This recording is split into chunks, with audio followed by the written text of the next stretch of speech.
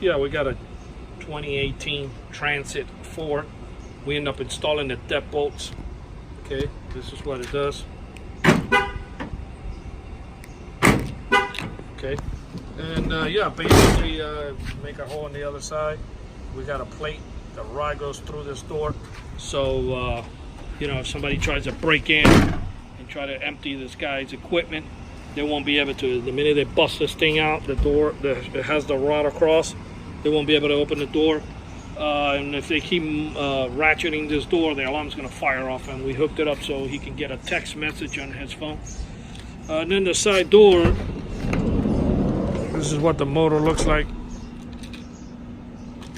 Deadbolt, man.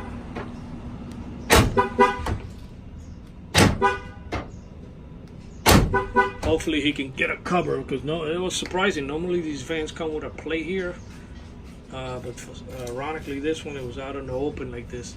But yeah, he might have to get a piece of wood and just cover this whole thing up. The only thing you're going to see is this rod.